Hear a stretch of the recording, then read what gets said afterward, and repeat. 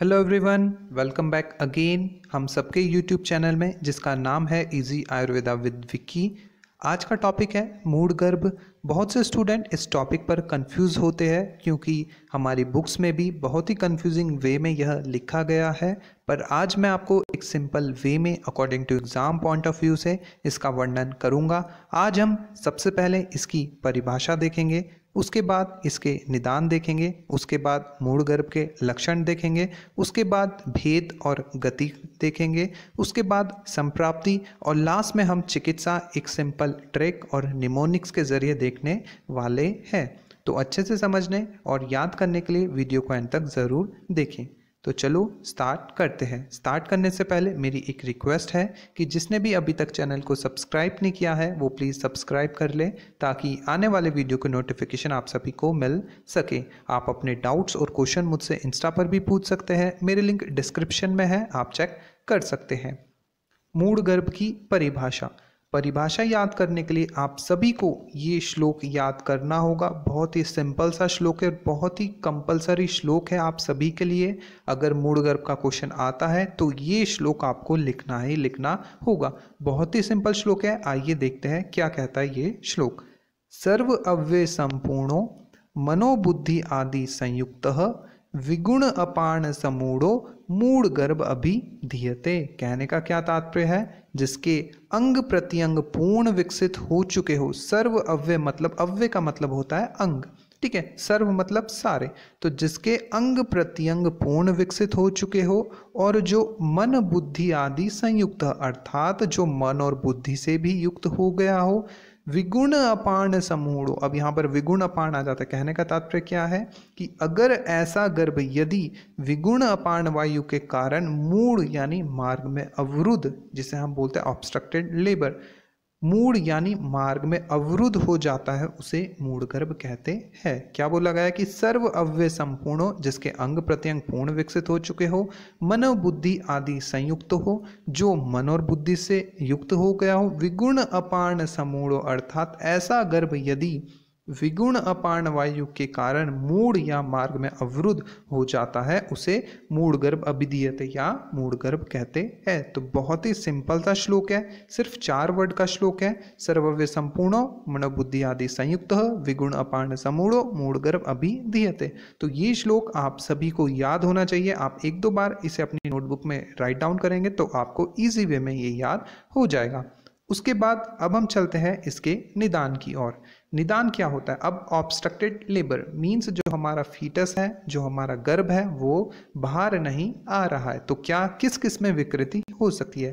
पहली विकृति या तो गर्भ विकृति मीन्स एबनॉर्मलिटीज ऑफ पैसेंजर, ठीक है। पैसेंजर कौन है यहाँ पर? गर्भ या फीटस, या तो उसी में ही कोई एबनॉर्मलिटीज हो। उसके बाद आता है गर्भाशय पेशी के कार्य में विकृति। गर्भाशय मीन्स होता है यहाँ पर कि abnormalities in function of uterine muscle.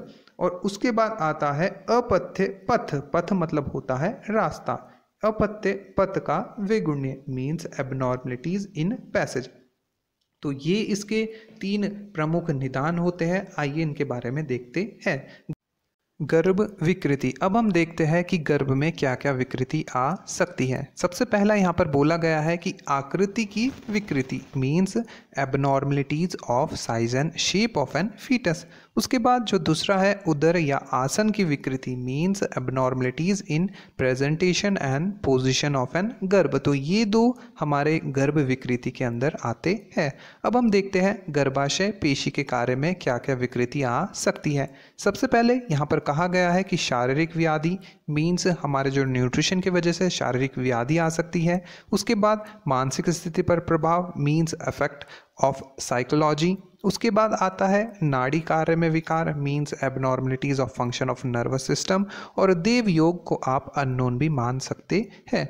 तो ये था हमारा गर्भाशय पेशी के कार्य में विकृति। अब हम देखते हैं अपथ्य पथ का विगुण्य, इसमें क्या क्या आता है। तो पैसेज मीन्स हमारे पैसेज में क्या क्या विकृति आ सकती है। तो सबसे पहले हमारा क्या बोला गया है कि गर्भाशय विकार मीन्स हमारे जो एबनॉर्मलिटीज़ यूट्रस में हो, या शोणी गुहा विकार मीन्स हमारा जो पेल्विस है, पेल्विस में कोई एबनॉर्मलिटीज़ हो। उसके बाद है हमारा गर्भाशय ग्रीवा विकार मीन्स हमारा जो सर्विक्स है उसमें कोई एबनॉर्मलिटीज़ आ गई हो। और जो हमारा मूलधार पीठ, ये जो हमारा बोला गया है कि हमारा मूलधार पीठ को हम बोलते हैं पेरिनियम, तो ये हमारा हारित ने माना है। तो ये थे हमारे 3 मूढ़ गर्भ के निदान: गर्भ विकृति, गर्भाशय पेशी के कार्य में विकृति और अपत्य पथ का विगुण्य। तो आप इसे इसी मैनर में याद कर सकते हैं। अब हम चलते हैं लक्षण की ओर। मूढ़ गर्भ के लक्षण। अब हम मूढ़ गर्भ के लक्षण देखते हैं। मूढ़ करोति पवन खलु मूढ़ गर्भ शूल च योनि जठरादिषु मूत्र संग। अर्थात कहने का क्या तात्पर्य है, जो यहाँ पर वायु है वो कौन सी वायु होती है, हमारी अपान वायु। अर्थात मूढ़ वायु जो हमारी विषम अपान वायु है वह गर्भ को मूढ़ कर योनि एवं उदर आदि में शूल तथा मूत्र संग उत्पन्न कर देती है। तो ये है मूढ़ गर्भ के लक्षण। इसके लिए आपको ये श्लोक बहुत ही इंपॉर्टेंट है, आपको याद करना होगा कि मूढ़ करोति पवन खलु मूढ़ गर्भ शूल च योनि जठरादिषु मूत्र संग। अर्थात मूढ़ वायु जो विषम अपान वायु है वह गर्भ को मूढ़ कर योनि एवं उदर आदि में शूल तथा मूत्र संग उत्पन्न कर देती है। तो ये थे मूढ़ गर्भ के लक्षण। अब हम चलते हैं मूढ़ गर्भ की भेद की ओर। मूढ़ गर्भ के भेद। मूढ़ गर्भ के 4 भेद होते हैं, आइए इन्हें देखते हैं। इन्हें याद करने के लिए आपको ये वर्ड्स याद करने होंगे। क्या बोलते हैं ये वर्ड्स? KP BP, ठीक है, KP BP। आइए इन्हें डिकोड करते हैं। K से हो गया कील, P से हो गया हमारा प्रतिखुर, B से हो गया हमारा बीजक और P से हो गया हमारा परिग। ठीक है, तो ये 4 हमारे मूढ़ गर्भ के भेद होते हैं। अब इनसे ही हम एक श्लोक बना देते हैं। देखिएगा कैसे बनाया हमने ये श्लोक। बस हमने यहाँ पर तत्र लगा दिया, कील प्रतिकुरु बीजक परिग और इति। अर्थात 4 प्रकार के हमारे मूढ़ गर्भ के भेद होते हैं। आइए इनके बारे में देखते हैं। सबसे पहला आ जाता है कील, और इसे ही हम संकीलक मूढ़ गर्भ भी कहते हैं।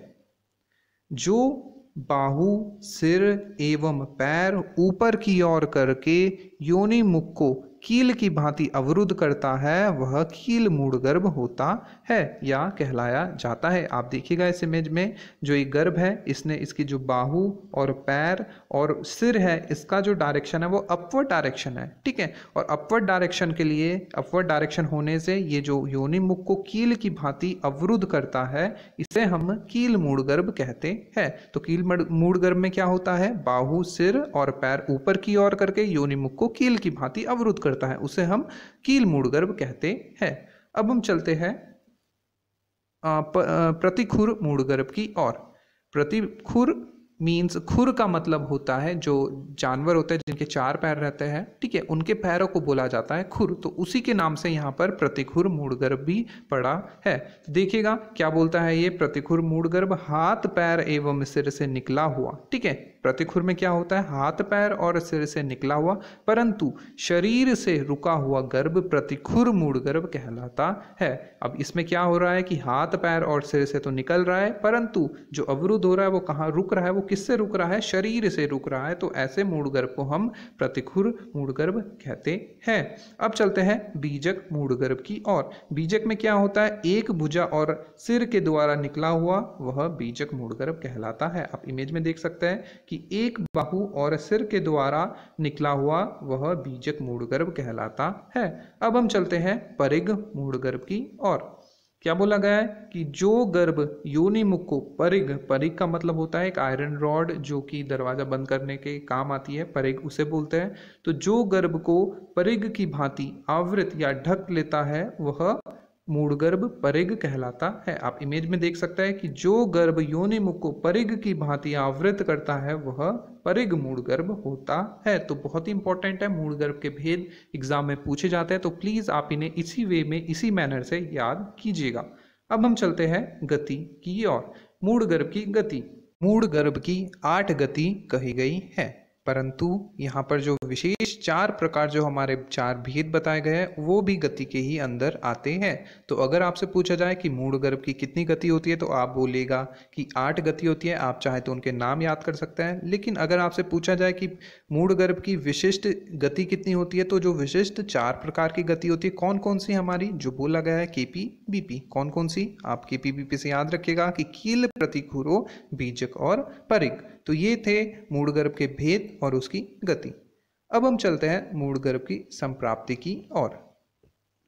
बंधनों से मुक्त हुआ गर्भ गर्भाशय का अतिक्रमण करके यकृत, प्लीहा और आंत्र के अंतरालों से नीचे की ओर आता हुआ कोष्ठ में संक्षोभ करता है, जिससे मूढ़ हुई अपान वायु पार्श्व, बस्ती, शीर्ष, उदर तथा योनि में शूल, अन्नाह, मूत्रसंग आदि अनेक व्याधियां उत्पन्न कर देती है, जिससे जो तरुण गर्भ है या तो वो तरुण गर्भ को मार देती है या गिरा देती है।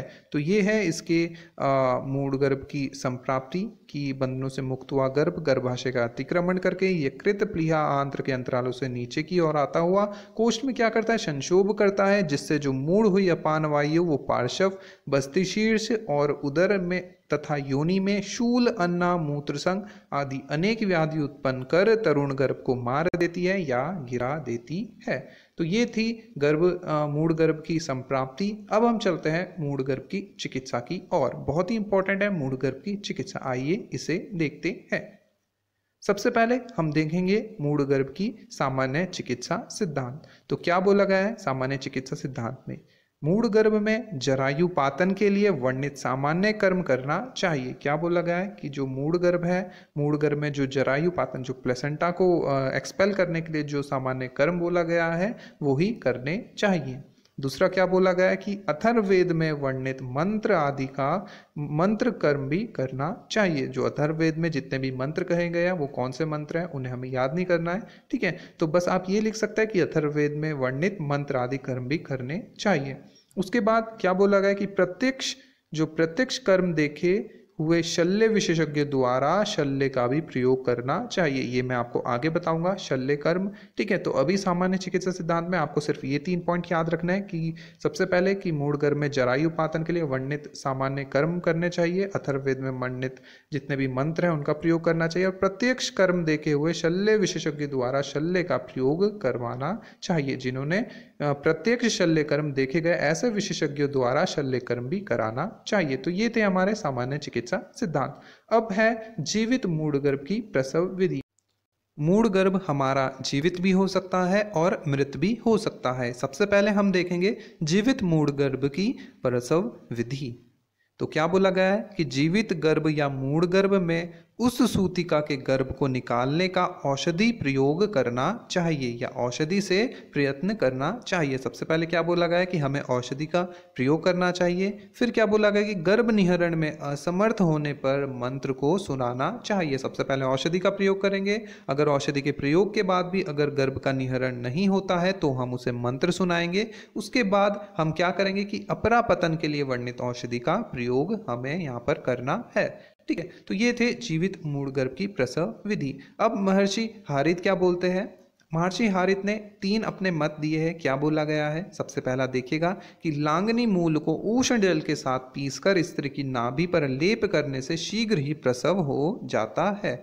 तो महर्षि हारित ने 3 मत दिए हैं। क्या बोला गया है? सबसे पहले बोला गया है कि लांगनी मूल को उष्ण जल के साथ पीसकर स्त्री की नाभि पर लेप करने से शीघ्र ही प्रसव हो जाता है। उसके बाद बोला गया है कि बलामूल, सूर्यकांति और सोमवल्ली, आप इसे ऐसे याद कर सकते हैं, BSS को कांजी के साथ पीसकर इसका लेप करना है, ठीक है। तो कैसे BSS से आप कैसे याद करें कि बलामूल, सूर्यकांति और सोमवल्ली। उसके बाद हारित ने भी क्या बोला गया है? मंत्रों का प्रयोग करने के लिए यहाँ पर बोला गया है। तो महर्षि हारित ने भी 3 मत दिए हैं। सबसे पहले क्या बोला गया कि लांगनी मूल को उष्ण जल के साथ पीसकर उसकी नाभि पर लेप करना है। उसके बाद BSS को कांजी के साथ पीसकर उसका लेप करना है। BSS से आप याद रखेंगे कि बलामूल, सूर्यकांति और सोमवल्ली, और उसके बाद आता है मंत्र का प्रयोग करने के लिए भी यहाँ पर महर्षि हारित ने बोला है। अब हम चलते हैं मृत मूढ़ गर्भ की चिकित्सा की ओर। तो क्या बोला गया है कि विद्वान वैद्य को मृत गर्भ का क्षण भर भी अपेक्षा नहीं करनी चाहिए, अर्थात तत्काल ही चिकित्सा प्रारंभ कर देनी चाहिए, क्योंकि वह मृत गर्भ शीघ्र ही माता को श्वास अवरोध कर मार देता है। अब तो हमें पता ही चल गया कि जो हमारा गर्भ है वो मृत हो चुका है, तो जितने जल्दी हो सके शीघ्र अति शीघ्र हमें उसे बाहर निकालना है। तो क्या बोला गया कि इसकी क्षण भर भी अपेक्षा नहीं करनी चाहिए और उसे जितना जल्दी हो सके उसे बाहर निकालना चाहिए, क्योंकि अगर हम इसे बाहर नहीं निकालते तो ये माता को श्वास अवरोध कर मार देता है। अब इसमें योग रत्नाकर ने 3 योग का वर्णन किया है। आप देखिए हर में 3 योग बताए गए, चाहे आप सामान्य चिकित्सा सिद्धांत देखें, चाहे आप जीवित मूढ़ गर्भ की चिकित्सा देखें, चाहे आप मृत मूढ़ गर्भ की चिकित्सा देखें, तो 3 योग सबने कहे हैं। ठीक है, तो क्या बोला गया है कि हिंगू आसुरी सैंधव नमक को कांजी में घोलकर पीने से गर्भाशय से मरा हुआ गर्भ भी शीघ्र ही बाहर आ जाता है। तो योग रत्नाकर ने क्या बोला गया कि हिंगू आसुरी और सैंधव नमक को कांजी में घोलकर पिलाने से गर्भाशय से मरा हुआ गर्भ भी शीघ्र ही बाहर आ जाता है। उसके बाद क्या बोला गया है कि घोड़ी की मल को कांजी में घोलकर, जो घोड़ी की जो मल होता है उसे कांजी में घोलकर उसमें सैंधव उग्र तेल आसुरी मिलाकर उसका पान करने से भी जो मृत गर्भ है वह बाहर आ जाता है। उसके बाद क्या बोला गया है कि पुरुषक शिफा अथवा स्थिरा के मूल के कल को नाभि अवस्थी तथा भग आदि अंगों पर लेप करने को भी यहाँ पर कहा गया है। तो आप इसे कैसे याद करेंगे, इसकी एक निमोनिक है,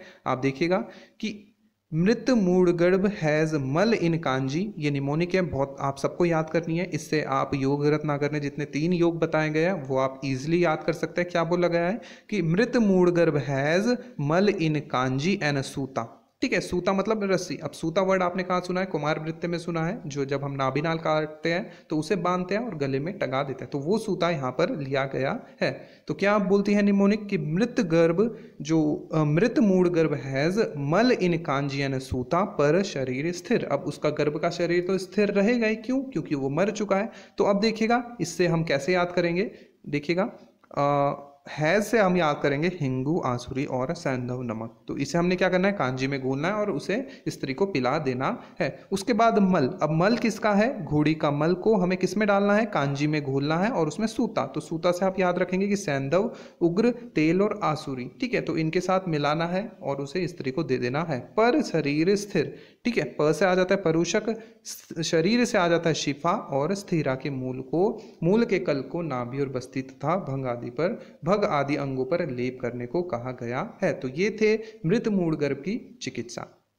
अब हम देखते हैं दोषित मूढ़ गर्भ की चिकित्सा। तो जो वातिक मूढ़ गर्भ की चिकित्सा में हम क्या करेंगे, मर्दन, अभ्यंग, स्वेदन तथा पंचकोल्स की यवागु का पान हमें करना है। उसके बाद पैतृक में क्या बोला गया है कि शीत अन्न के साथ शीतल जल का पान करना है। और श्लेष्मिक या कफज मूढ़ गर्भ की चिकित्सा में क्या बोला गया है कि त्रिकटु, त्रिफला, कुष्ठ, वत्सक तथा धातकी को गुड़ के साथ क्वाथ बनाकर यहाँ पर उसका पान करना है। तो ये थे दोषिक मूढ़ गर्भ के लक्षण, चिकित्सा। अब हम चलते हैं हमारा लास्ट जो है मूढ़ गर्भ में शास्त्र क्रम। तो ये बहुत ही इंपॉर्टेंट है, मूढ़ गर्भ में शास्त्र क्रम।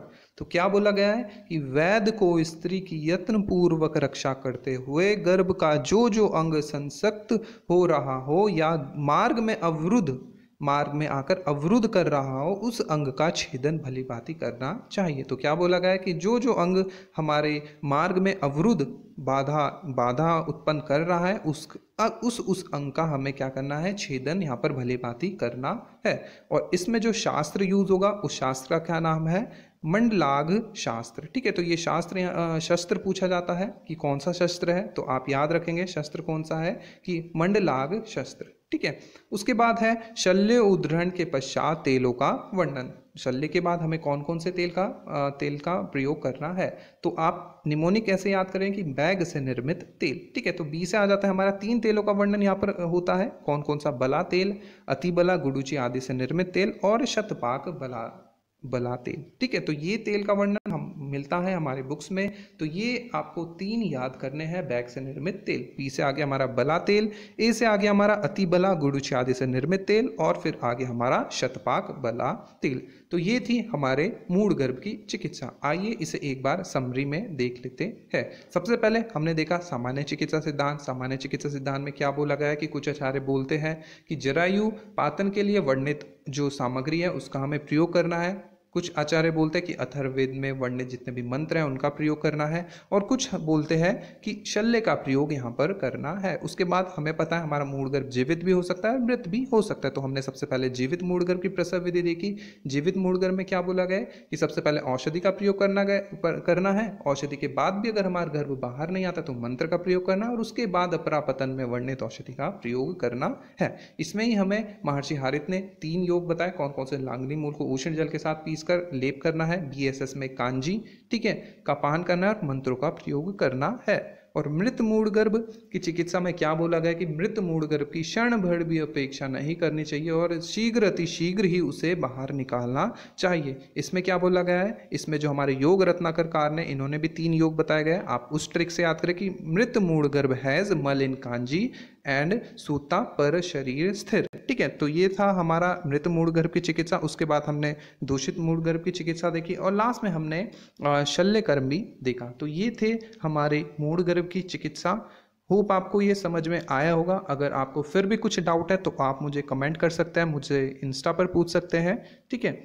तो ये थी मूढ़ गर्भ का बारे में, मैंने एक सिंपल वे में आपको समझाने की कोशिश करी है। होप आपको ये समझ में आया होगा। So thank you.